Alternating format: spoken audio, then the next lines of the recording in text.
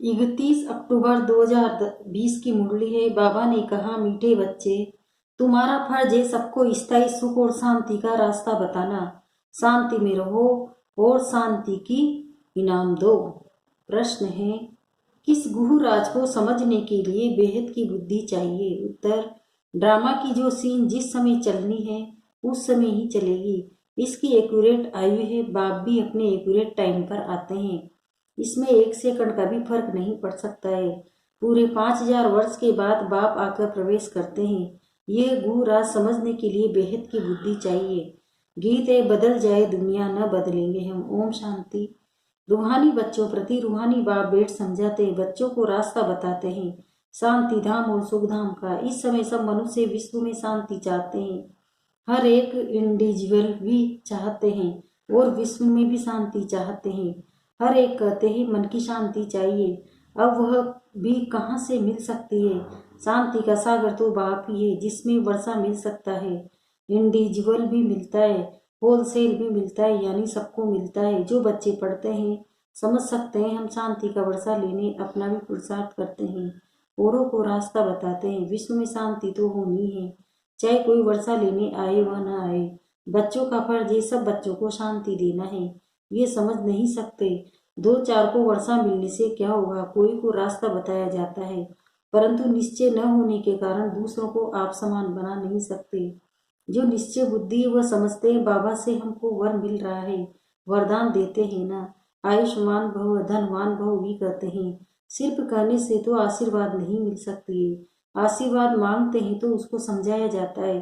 तुमको शांति चाहिए तो ऐसे पुरुषार्थ करो, मेहनत तो सबसे सब कुछ मिलेगा।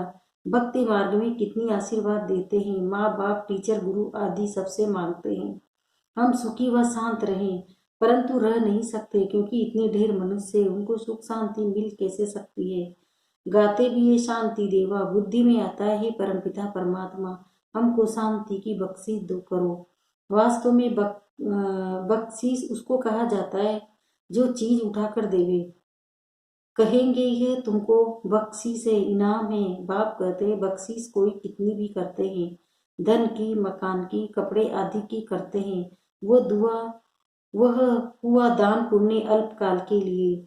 मनुष्य मनुष्य को देते हैं, साहूकार गरीब को अथवा साहूकार साहूकार को देते आए हैं। परंतु यह तो है शांति और सुख स्थायी। यहाँ तो कोई एक जन्म के लिए भी सुख शांति नहीं दे सकते, क्योंकि उनके पास है ही नहीं। देने वाला एक ही बाप है। उनको सुख शांति पवित्रता का सागर कहा जाता है। ऊंच से ऊंच भगवान की ही महिमा गाई जाती है। समझते हैं उनसे ही शांति मिलेगी। फिर वह साधु संत आदि के पास जाते हैं, क्योंकि भक्ति मार्ग है ना, तो फेरा फिराते रहते हैं। वह सब है अल्पकाल के लिए पुरुषार्थ। तुम बच्चों का अभी ये सब बंद हो जाता है। तुम लिखते भी हो बेहद के बाप से 100% पवित्रता सुख शांति का वर्षा पा सकते हो। यहाँ 100% अपवित्रता दुख अशांति है, परंतु मनुष्य समझते नहीं। कहते ऋषि मुनि आदि तो पवित्र है, परंतु पैदाइश तो फिर भी विश्व होती है ना। मूल बात ही यह है, रावण राज्य में पवित्रता हो न सके। पवित्रता दुख सुख आदि सबका सागर एक ही बाप है। तुम जानते हो हम कुशु बाबा से 21 जन्म अर्थात आधा कल्प 250 वर्ष के लिए वर्षा मिलता है। ये तो गारंटी है। आधा कल्प सुखधाम आधा कल्प दुखधाम। सृष्टि के 2 भाग है, एक नई एक पुरानी, परंतु नई कब पुरानी कब होती है ये भी जानते नहीं। झाड़ की आयु इतनी एक्यूरेट बता न सके अभी बाप द्वारा। तुम इस झाड़ को जानते हो, ये 5000 वर्ष का पुराना झाड़ है। इनकी एक्यूरेट आयु का तुमको पता है, और जो झाड़ होते हैं उनकी आयु का किसी को पता नहीं होता। अंदाज बता देते हैं। तूफान आया, झाड़ गिरा, आयु पूरी हो गई। मनुष्य का भी अचानक मौत होता रहता है। इस बेहद के झाड़ की आयु पूरे 5000 वर्ष है। इसमें एक दिन न कम न जास्ती हो सकता है। ये बना बनाया झाड़ है, इसमें फर्क नहीं पड़ सकता है। ड्रामा में जो सीन जिस समय चलनी है उस समय ही चलेगी। हूँ बहु रिपीट होना है। आयु भी एक्यूरेट है। बाप को भी नई दुनिया स्थापन करने आना है। एक्यूरेट टाइम पर आते हैं। 1 सेकंड का भी उसमें फर्क नहीं पड़ सकता। ये भी अब तुम्हारी बेहद की बुद्धि हुई, तुम ही समझ सकते हो। पूरे 5000 वर्ष बाद फिर आकर प्रवेश करते हैं, इसलिए शिवरात्रि कहते हैं। कृष्ण के लिए जन्माष्टमी कहते हैं, शिव की जन्माष्टमी नहीं कहते। शिव की रात्रि कहते हैं क्योंकि अगर जन्म हो तो फिर मौत भी हो। मनुष्य का जन्म दिन कहेंगे। शिव के लिए हमेशा शिवरात्रि कहते हैं। दुनिया में इन बातों का कुछ भी पता नहीं है। तुम समझते हो शिवरात्रि क्यों कहते हैं, जन्माष्टमी क्यों नहीं कहते। उनका जन्म दिव्य अलौकिक है जो और कोई का हो नहीं सकता, ये कोई जानते नहीं। शिव बाबा कब कैसे आते हैं, शिवरात्रि का अर्थ क्या है, तुम ही जानते हो। यह है बेहद की रात, भक्ति की रात पूरी हो दिन होता है। ब्रह्मा की रात और दिन तो फिर ब्रह्मा का भी हुआ। एक ब्रह्मा का खेल थोड़े ही चलता है। अब तुम जानते हो, अब दिन शुरू होना है। पढ़ते पढ़ते जाए अपने घर पहुंचेंगे, फिर दिन में आएंगे। आधा कल्प दिन और आधा कल्प रात गाई जाती है, परंतु किसी की बुद्धि में नहीं आता। वह लोग तो कहेंगे कि कलयुग की आयु 40,000 वर्ष बाकी है, सतयुग की लाखों वर्ष है। फिर आधा आधा का हिसाब ठहरता नहीं है। कल्प की आयु का कोई भी जानते नहीं। तुम सारे विश्व के आदि मध्य अंत को जानते हो। ये 5,000 वर्ष के बाद सृष्टि चक्र लगाती रहती है। विश्व तो है ही, उसमें पाठ बजाते बजाते मनुष्य ही तंग हो जाते हैं। ये क्या आवागमन है। अगर 84 लाख जन्मों का आवागमन होता तो पता नहीं क्या होता। न जानने के कारण कल्प की आयु भी बढ़ा दी। अभी तुम बच्चे बाप से सम्मुख पढ़ रहे हो, अंदर में वासना आती है। हम प्रैक्टिकल में बैठे हैं। पुरुषोत्तम संगम युग को भी जरूर आना है। कब आता है कैसे आता है ये कोई नहीं जानते। तुम बच्चे जानते हो तो कितना गदगद होना चाहिए। तुम ही कल्प कल्प बाप से वर्षा लेते हो, अर्थात माया पर जीत पाते हो, फिर हारते हो। यह है बेहद की हार और जीत। इन राजाओं की तो बहुत ही हार जीत होती रहती है। अनेक लड़ाइयाँ लगती रहती है। छोटी सी लड़ाई लगती है तो कह देते हैं अब हमने जीता। क्या जीता, थोड़े से टुकड़े को जीता। बड़ी लड़ाई में हारते हैं तो फिर झगड़ा गिरा देते हैं। पहले पहले तो एक राजा होता है, फिर और वृद्धि होते जाते रहते हैं। पहले पनी लक्ष्मी नारायण का राज्य था, फिर और राजाएं आने शुरू हुए। जैसे पोप का दिखाते हैं, पहले एक था फिर नंबरवार और पोप भी बैठते गए हैं। किसी की मृत्यु का तो ठिकाना ही नहीं था। अब तो बच्चे जानते हो, हमको बाबा अमर बना रहे हैं, अमरपुरी का मालिक बना रहे हैं। कितनी खुशी होनी चाहिए। ये है अमृत्यु लोग, ये है अमर लोग। इन बातों को नया कोई समझ न सके, उनको मजा नहीं आएगा जितना पुरानों को आएगा। दिन प्रतिदिन वृद्धि को पाते रहते हैं, निश्चय पक्का हो जाता है। इसमें सहनशीलता भी बहुत होनी चाहिए। ये तो आसुरी दुनिया है, दुख देने में देरी नहीं करते हैं। तुम्हारी आत्मा कहती है हम अभी बाबा की श्रीमत पर चल रहे हैं, हम संगम युग पर हैं, बाकी सब कलयुग में हैं। हम अभी पुरुषोत्तम बन रहे हैं। पुरुषों में उत्तम पुरुष पढ़ाई से ही बनते हैं, पढ़ाई से ही चीफ जस्टिस आदि बनते हैं ना। तुमको बाप पढ़ाते हैं, इस पढ़ाई से ही अपने पुरुषार्थ अनुसार पद पाते हो। जितना जो पढ़ेंगे उतना ग्रेड मिलेगी।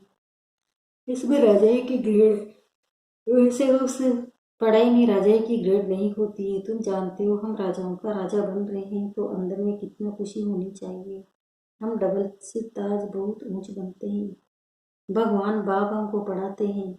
कभी कोई समझ न सके कि निराकार बाप कैसे आकर पढ़ाते हैं। मनुष्य पुकारते भी हैं, हे पतित पावन आकर हमको पावन बनाओ, फिर भी पावन बनते नहीं। बाप कहते हैं काम महाशत्रु है। एक तरफ पुकारते हो कि पावन पतित पावन आओ, अब मैं आया हूँ, कहता हूँ बच्चे पतित पना छोड़ दो, तो तुम छोड़ते क्यों नहीं। ऐसे थोड़े ही तुमको पावन बनाए और तुम पतित बनते रहो। ढेर ढेर ऐसे पतित बनते हैं, कोई सत्य बताते हैं, बाबा ये भूल हो गई। बाबा कहते हैं कोई भी पाप करे हो जाए तो फौरन बताओ। कोई सच कोई झूठ बोलते हैं, कौन पूछते, मैं थोड़ी एक एक के अंदर को बैठ जानूंगा। ये तो हो न सके, मैं आता ही हूँ सिर्फ राय देने। पावन नहीं बनेंगे तो तुम्हारा ही नुकसान है। मेहनत कर पावन से फिर पतित बन जाएंगे तो भी कमाई चट हो जाएगी, लज्जा आएगी। हम खुद ही पतित बन पड़े, फिर दूसरे को कैसे कहेंगे कि पावन बनो। अंदर खाएगा कि हमने कितना परमान का उल्लंघन किया। यहाँ तुम बाप से डायरेक्ट प्रतिज्ञा करते हो।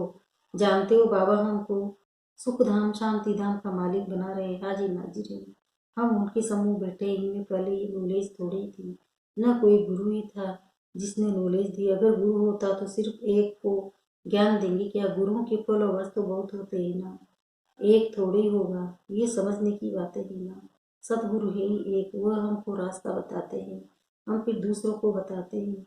तुम सबको कहते हो बाप को याद करो, बस ऊंच से ऊंच बाप को याद करने से ही ऊंच पद मिलेगा। तुम राजाओं का राजा बनते हो, तुम्हारे पास अनगिनत धन होगा, तुम अपनी झोली भरते हो ना। तुम जानते हो बाबा हमारी झोली खूब भर रहे हैं। कहते हैं कुबेर के पास बहुत धन था, वास्तव में तुम हर एक कुबेर हो, तुमको बैकुंठ रूपी खजाना मिल जाता है। खुदा दोस्त की भी कहानी है, उनको जो पहले मिलता था उसको एक दिन के लिए बादशाही देते हैं। ये सब दृष्टांत है। अल्लाह माना बाप, वह अवधीन रास्ता भी साक्षात्कार हो जाता है। तुम जानते हो बरोबर हम योग बल से विश्व की बादशाही लेते हैं। अच्छा, मीठे मीठे से खिलते बच्चों पहले माता पिता बाप दादा का याद प्यार और गुड मॉर्निंग। रूहानी बाप की रूहानी बच्चों को नमस्ते। हम रूहानी बच्चों की भी रूहानी माता पिता बाप दादा को याद प्यार गुड मॉर्निंग, नमस्ते नमस्ते नमस्ते। शुक्रिया बाबा शुक्रिया, आपका पद्मा पदम शुक्रिया। धारणा के लिए मुख्य सार है, पहला है इस आसुरी दुनिया में बहुत बहुत सहनशील बनकर रहना है। कोई गाली दे दुख दे तो भी सहन करना है, बाप की श्रीमत नहीं छोड़नी है। दूसरा है डायरेक्ट बाप ने पावन बनने का फरमान किया है, इसलिए कभी भी पतित नहीं बनना है, कभी कोई पाप हो तो छिपाना नहीं है। वरदान, परमात्म मिलन द्वारा रूहानियत का सही रेस्पॉन्स प्राप्त वाले बाप समान बहुरूपी भव।